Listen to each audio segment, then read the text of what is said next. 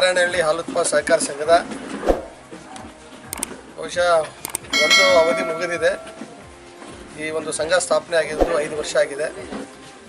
ಹಿಂದೆ ಕೂಡ ಇಲ್ಲಿ ಎಲ್ಲರೂ ಒಮ್ಮತದಿಂದ ಎಲ್ಲ ಪಕ್ಷದವರು ಒಟ್ಟಿಗೆ ಸೇರಿ ಈ ಒಂದು ಸಂಘವನ್ನು ಎಲ್ಲ ನಮ್ಮ ಒಂದು ಎಸ್.ಸಿ ಸಮುದಾಯಕ್ಕೆ ಸೇರಿರ್ತಕ್ಕಂಥ ಎಲ್ಲ ಈ ಒಂದು ಗ್ರಾಮದಲ್ಲಿ ಪಕ್ಷಾತೀತವಾಗಿ ಎಲ್ಲ ಬೇರೆ ಪಕ್ಷದವರು ಎಲ್ಲ ಒಟ್ಟಿಗೆ ಸೇರಿಕೊಂಡು ಇವತ್ತು ಈ ಸಂಘವನ್ನು ಭಾಳ ಅಭಿವೃದ್ಧಿ ಪಥದಲ್ಲಿ ತಗೊಂಡು ಹೋಗ್ತಾ ಇದ್ದಾರೆ.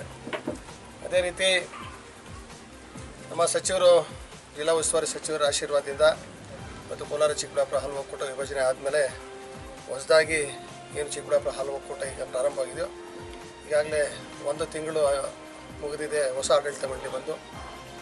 ಈಗ ಈ ಒಂದು ಸಂಘ ನಾರಾಯಣಹಳ್ಳಿ ಹಾಲು ಉತ್ಪಾದಕ ಸಹಕಾರ ಸಂಘ 2ನೇ ಅವಧಿಗೆ ಮತ್ತೆ ಎಲ್ಲರೂ ಒಟ್ಟಿಗೆ ಸೇರಿ ಪಕ್ಷಾತೀತವಾಗಿ ಬೇರೆ ಎಲ್ಲ ಪಕ್ಷದವರು ಸೇರಿ ಇವತ್ತು ಮತ್ತೆ ಅವಿರೋಧವಾಗಿ ಎಲ್ಲರೂ ಕೂಡ 12 ಜನನ ಇವತ್ತು ಆಯ್ಕೆ ಮಾಡ್ಕೊಂಡಿದ್ದಾರೆ. ಇದು ಒಳ್ಳೆಯ ಒಂದು ದಿಕ್ಸೂಚಿ. ಬಹುಶಃ ಒಂದು ಗ್ರಾಮದಲ್ಲಿ ಸಹಕಾರಿ ವ್ಯವಸ್ಥೆಯಲ್ಲಿ ಎಲ್ಲ ಪಕ್ಷದವರು ಸೇರಿ ಒಂದು ಸಂಘವನ್ನು ಕಟ್ಟಿರ್ತಾರೆ ಮತ್ತು ಎಲ್ಲರೂ ಕೂಡ ಹಾಲನ್ನು ಕೂಡ ಎಲ್ಲ ಪಕ್ಷದವರು ಎಲ್ಲ ಸಮುದಾಯದವರು ಕೂಡ ಹಾಲನ್ನು ಹಾಕ್ತಾರೆ. ಅದರಿಂದ ಇದನ್ನು ಭಾಳ ವಿಸ್ತಾರವಾಗಿ ತೊಗೊಂಡು ಹೋಗ್ಬೇಕು ಮತ್ತು ಯಾವುದೇ ರೀತಿ ರಾಜಕಾರಣವನ್ನು ಇದರಲ್ಲಿ ಬೆರೆಸಬಾರ್ದು, ಒಳ್ಳೆಯ ರೀತಿಯಲ್ಲಿ ನಡ್ಸ್ಕೊಂಡು ಹೋಗ್ಬೇಕು.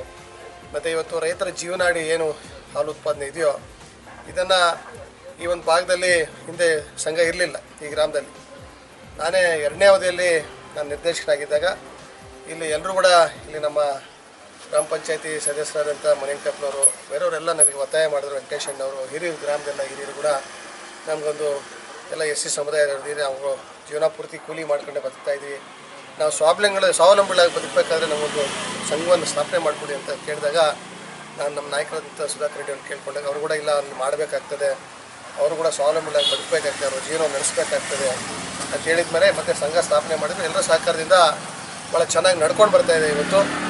ಮತ್ತು ಈಗ 2ನೇ ಅವಧಿಗೂ ಕೂಡ ಈ ಗ್ರಾಮದ ಹಿರಿಯರಾದ ವೆಂಕಟೇಶಪ್ಪನವರು ಅಧ್ಯಕ್ಷರಾಗಿ, ಉಪಾಧ್ಯಕ್ಷರಾಗಿ ಸಿದ್ದಪ್ಪನವರು ಅವಿರೋಧವಾಗಿ ಆಯ್ಕೆ ಇರ್ತಾರೆ. ನಾನು ಅವರಿಗೆ ನನ್ನ ವೈಯಕ್ತಿಕವಾಗಿ ಮತ್ತು ಎಲ್ಲ ನಮ್ಮ ಒಕ್ಕೂಟ ಚಿಕ್ಕಬಳ್ಳಾಪುರ ಹಾಲು ಒಕ್ಕೂಟದ ಪರವಾಗಿ ಅವರಿಗೆ ಅಭಿನಂದನೆ ಸಲ್ಲಿಸ್ತಾ ಇದ್ದೆ. ಇದಕ್ಕೆ ಸಹಕಾರ ಕೊಟ್ಟಂಥ ಎಲ್ಲ ನಮ್ಮ ಈ ಗ್ರಾಮದ ಹಿರಿಯರು, ಪಕ್ಷಾತೀತ ಕೊಟ್ಟಂಥ ಎಲ್ಲ ನಮ್ಮ ನಾಯಕರಿಗೆ ಕೂಡ ನಾನು ವಂದಿಸ್ತಾ ಈ ಸಂಘವನ್ನು ಇನ್ನೂ ಅಭಿವೃದ್ಧಿ ಪಥದಲ್ಲಿ ತಾವೆಲ್ಲ ತಗೊಂಡು ಹೋಗಬೇಕು. ಮತ್ತು ಈಗ ಸ್ವಂತ ಕಟ್ಟಡವನ್ನು ಕಟ್ಕೊಳ್ಳಿಕ್ಕೆ ನೀವು ಪ್ರಯತ್ನ ಮಾಡಬೇಕು. ಇವತ್ತು ಅದಕ್ಕೆ ಈಗಾಗಲೇ ನಾನು ಅದಕ್ಕೆ ಚರ್ಚೆ ಮಾಡಿದೆ ಹಿರಿಯರ ಹತ್ರ. ಅವ್ರು ಹೇಳಿದ್ದಾರೆ, ಸಚಿವರು ಈಗ ನಮ್ಮ ಗ್ರಾಮದಲ್ಲಿ ಒಂದು ಎಲ್ಲ ನಮ್ಮ ಸಮುದಾಯದವರಿಗೆ ಒಂದು ಲೇಔಟ್ ಮಾಡ್ತಿದ್ದಾರೆ. ಆ ಲೇಔಟಲ್ಲಿ CS ಸೈಟನ್ನು ಈ ಒಂದು ಸಂಘಕ್ಕೆ ಕೊಡಿಸ್ತೀನಿ ಅಂತ ಅವರು ಈಗಾಗಲೇ ಭರವಸೆ ಕೊಟ್ಟಿದ್ದಾರೆ ಸಚಿವರು.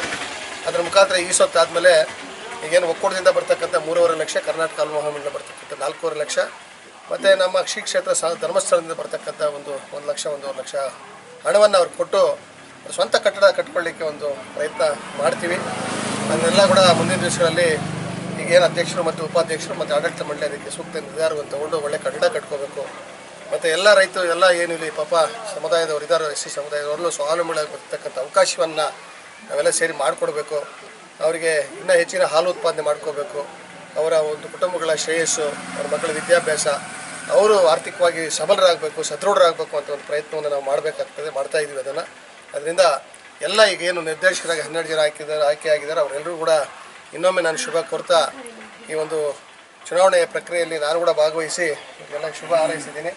ವೆಂಕಟೇಶಪ್ಪನವರಿಗೆ ಮತ್ತು ಸಿದ್ದಪ್ಪನವರು ಈ ಸಂಘವನ್ನು ಮತ್ತು ಆಡಳಿತ ಮಂಡಳಿಯವರು ಮತ್ತು ಗ್ರಾಮದ ಎಲ್ಲರೂ ಸಹಕರಿಸಿ ಚೆನ್ನಾಗಿ ನಡೆಸ್ಕೊಂಡು ಹೋಗ್ಬೇಕು ಅಂತ ಹಾರೈಸ್ತಾ ನನ್ನ ಭಾಷಣ. ಜೈ ಹಿಂದ್, ಜೈ ಶ್ರೀರಾಮ್.